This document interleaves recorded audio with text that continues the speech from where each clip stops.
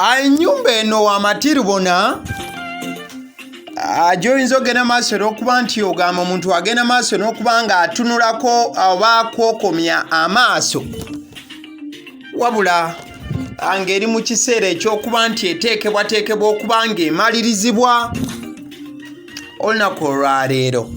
Essiibi egenda maaso n'okuba nti etrendinga ku mutimbagano wonna, oba egenze maaso n'okuba nti etambula wano na wali olunaku lwonna ku mikutu emigatta abantu oluvannyuma lw'ogenda maaso n'okukizuula nti ennyumba eno amatiribona ya mwana mulenzi amanyiddwa nga Suuna Ben, CEO oba boosi omutandisi w'ebinyaanyanyaanya mu ggwanga nyaffe Uganda.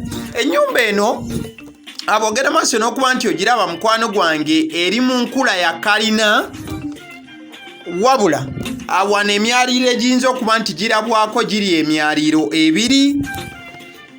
Ennyumba eno ya mwana mulenzi Suuna Ben, wabula tennaba kubanga egenda maaso n'okuba nti emalirizibwa oba okuba nti ekubwako kalangi n'okuteekebwamu byonna endabirwamu ezinaagirabisa obulungi ennyo nnyini ddala, n'okubeera nti egenda maaso n'okuba nga etemagana era egenda maaso n'okuba nga yeeyagaza nnyini waayo omwana mulenzi amanyiddwa nga Suuna Ben, ng'ono yabadde agenda maaso n'okuba nti agizimba era paka wegenze maaso n'okuba nti etuuka weetuuse.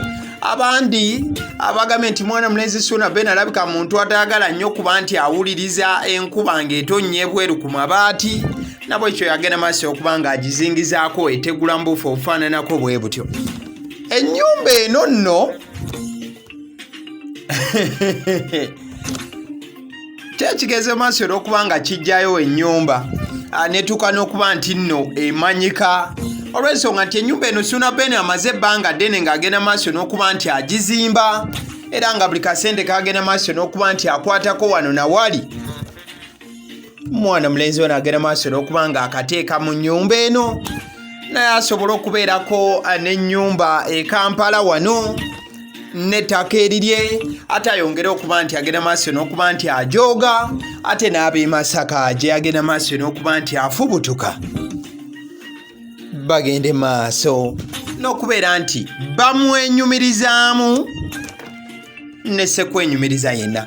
In fact ennyumba eno oluvannyuma lw'okuba nti egenze maaso n'okuba ng'erabwako mu mawulire, bangi abagendanga maaso n'okuba nga bazaala wa mwana mulenzi wano amanyiddwa nga Suuna Ben, abano abagendanga maaso n'okuba nti bamuyita munnakyalo, abagenda maaso n'okuba nga bagamba nti ebyo ebinyaanyanyaanya by'abakadde, ebinyaanyanyaanya bya bannakyalo, wandyesanga nga mu maaso awo badijja abamaze mu ndongo ebbanga nga tebalinayo yadde akasiisira, oba we bagamba nti kali akapolotika ng'enkajja muziki oba mu kutabula muziki nga DJ, nabo wandibasanga nga bavudde mu ndongo gye bakuba ey'oluzungu eya nswinswi okakana ekipayupayo, nga nabo bagenze maaso n'okuba nga bakikkata mu binyaanyanyaanya, oluvannyuma lw'okuba nti mwana mulenzi Suuna Ben agenze maaso okuba nti abalagako nti ebinyaanyanyaanya bye mwali mugenda maaso n'okuba nti muzaalawa omuntu asobola ogenda maaso okuba nga agizimbamu ennyumba gali kwoleka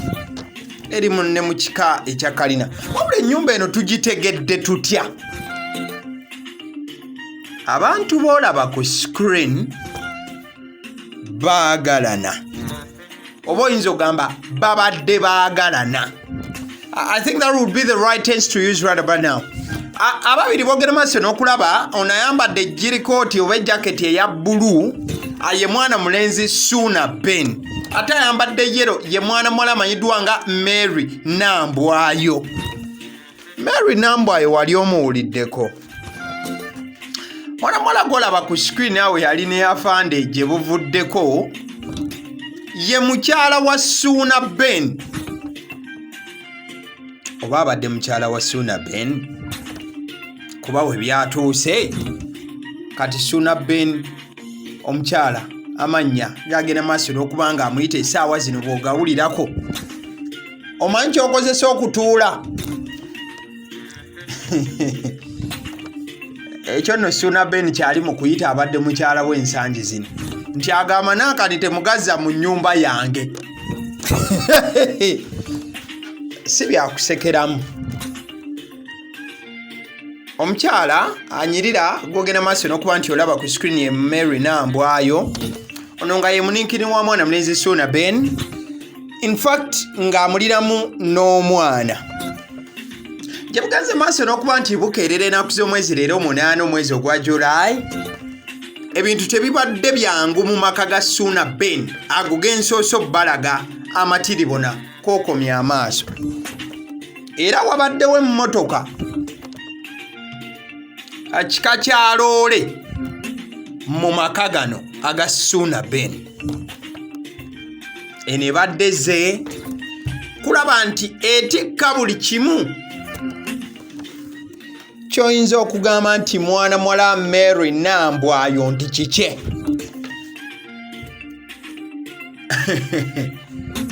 Ababiri bano mu maka gano gengenze maaso n'okuba nga nkulaga amatiribona aganaatera okuba nga gaggwa mwe babadde babeera. Era ababiri bano nga bogenda maaso n'okuba nti obalaba ku screen, omwana atandika eno ku mukono ogwa kkono, mwana waabwe.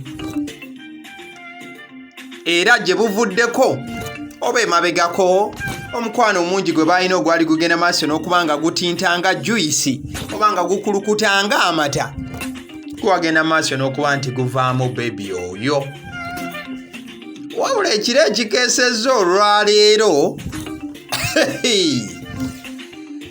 ebintu tebyabadde byangu wakati wa mwana mulenzi Suuna Ben ne mwana muwala Mary Nambwayo. Wayinza okuba nga tomanyi mwana muwala Mary Nambwayo, mwana muwala ono nno naye tukola naye omulimu gwe gumu gwendi mugenda maaso olw'okuba nti nkola eddakiika eno.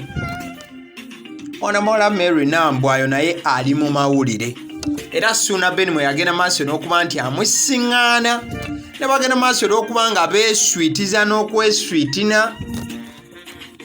Bye byakidde Suuna Ben agamba Nambwayo fuluma ennyumba yange. Ko ne Nambwayo ennyumba eno siiyo wekka, ebintu ebimu tubikoze babiri Suuna Ben.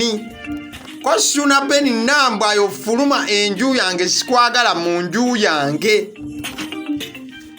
Mwana muwala Mary Nambwayo ensambagere n'empi ekiro kikakasibwa nti byagenze maaso n'okuba nga bimuyitamu.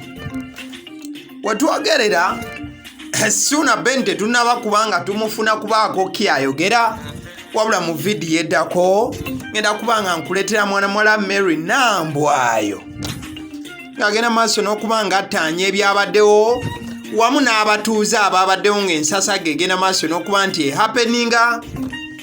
Byonna ngenze maaso n'okuba nga mbikuŋŋaanyiza watching a video eddirira eno wano ku YouTube channel eyagaliwo mu buufu obufaananako bwe butyo.